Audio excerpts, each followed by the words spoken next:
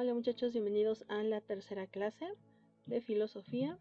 Vamos a ver el tema de filosofía presocrática y filosofía clásica. Un pequeño repaso. Vimos que era el mito, un relato fantástico, después del cual el ser humano, al no creer todo lo que dicen los mitos, llega a lo que es el logos, que es la razón. La razón nos lleva a la filosofía, conocida como la madre de todas las ciencias. Pero, ¿por qué? Vamos a comenzar a dar una pequeña mirada, va a ser lo más rápido que se pueda para no saturarlos de información. Comenzamos en el siglo VI con Tales de Mileto, del 624 al 546 a.C. Él nos dice que el agua es el origen de todo. Anaximandro nos habla del apeiron, la sustancia indefinida. Para Anaxímenes es el aire, aquello del que todo se origina.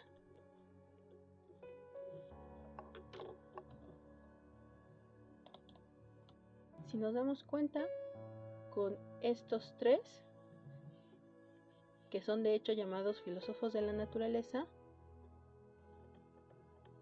tenemos todas las ciencias naturales. Por Pitágoras de Samos, del 570 al 495 a.C., nos habla del uno. El uno es indivisible y permanente. Todo está hecho de números. Y con él tenemos las matemáticas.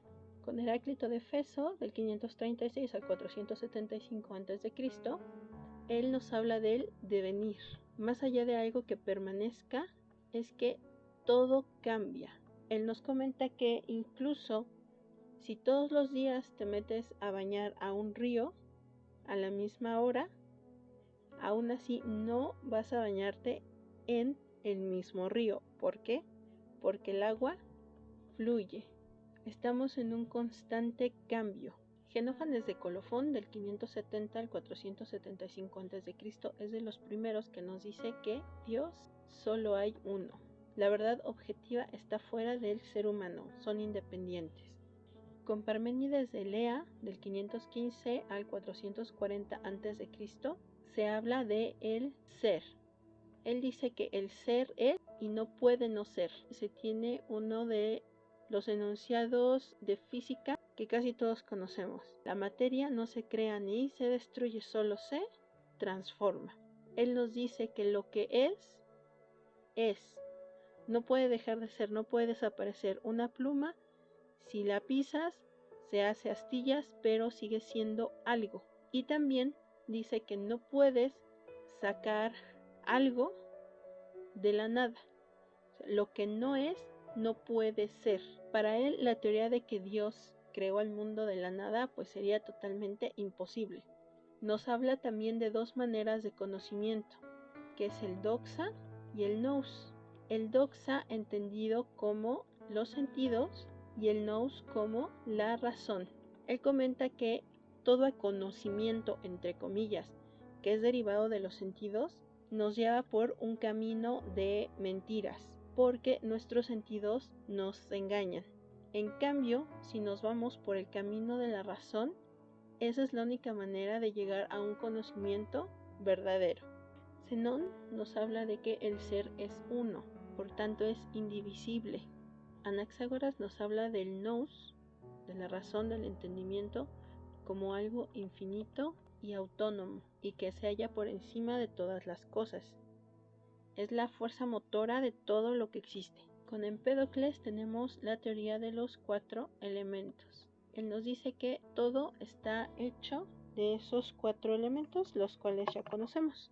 Con Leucipo y Demócrito, aquí no tenemos fecha porque son dos diferentes, se habla de que todo está constituido por partículas muy pequeñas e indivisibles llamadas átomos. Una disculpa, me equivoqué, no era Epicuro, era Pirrón. Él trajo consigo el escepticismo, que significa poner en duda, y dicen que llegó hacia un escepticismo extremo que le hacía dudar incluso de su propia existencia. Continuamos con la filosofía clásica. Aquí voy a hablar de sofistas y Sócrates. Con los sofistas, que eran relativistas, no existe una verdad absoluta. En cambio, Sócrates, al ser dogmático, dice que existen verdades que sí son absolutas. Tenemos, por ejemplo, la justicia. Para los sofistas, que fueron viajeros, la justicia era relativa porque en cada lugar que visitaban, los gobiernos tenían una concepción diferente de lo que podía ser justo. Para Sócrates no, para él solamente había un concepto de justicia. Los sofistas eran maestros que cobraban por enseñar y creían tener el saber total. Sócrates, en cambio, más que sentir que sabía todo, lo que él decía era que yo solo sé que no sé nada, y usaba la dialéctica, el diálogo, para inducir el conocimiento, pues era gracias a este que, en base a preguntas, se podía llegar a un saber un tanto más acercado a la realidad. Él nos habla con que el bien está ligado al conocimiento y el mal a la ignorancia, porque para él el ser humano es bueno. Si éste actuaba mal, era porque no sabía que lo que hacía estaba mal. Y al saber lo que es el bien, entonces los seres humanos, por tanto, nos portaríamos bien. Y mientras que los sofistas eran subjetivos, pues decían que cada persona percibía el mundo de manera diferente, Sócrates era objetivo. Para él los sentidos engañaban y la razón nos lleva al saber científico. Sócrates, en el año 339 a.C., a los 70 años, es condenado a muerte y debe tomar cicuta. Lo que cuenta Platón en uno de sus diálogos es que el mismo Sócrates le dice que prefiere morir defendiendo sus pensamientos a escapar y contradecir lo que él mismo pensaba. Sócrates no escribe nada como tal, todo lo que se conoce de él es gracias a su discípulo Platón. Como último tema vamos a ver a Platón y a Aristóteles. Platón nos habla de un dualismo. Para él el mundo se divide en sensible y espiritual, como quien dice cuerpo y alma. El mundo sensible nos ofrece opiniones y es un mundo imperfecto.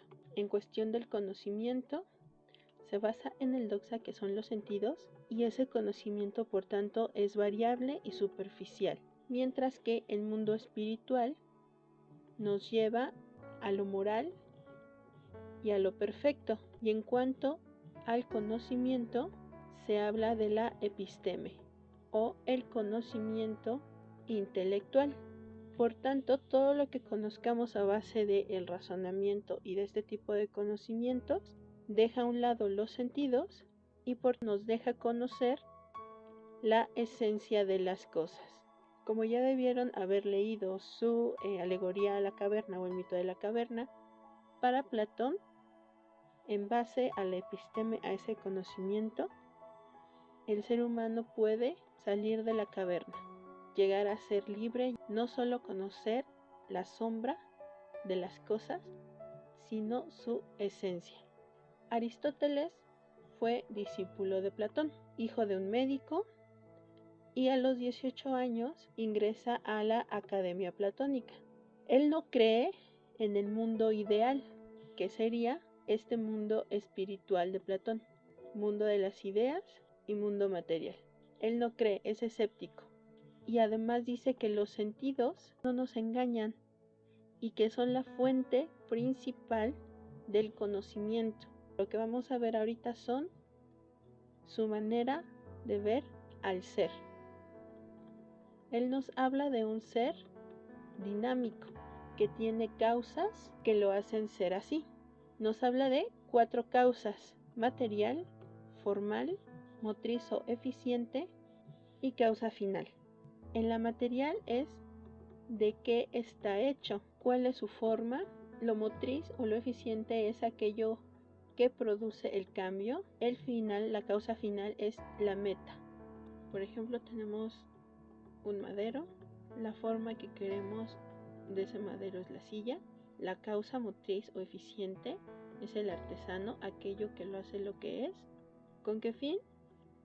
Con el de sentarnos. Para Aristóteles, cada ser tenía una causa y por tanto era dinámico. Ahora, si se dan cuenta, lo que les estoy explicando aquí es solamente una parte de toda la filosofía platónica y aristotélica.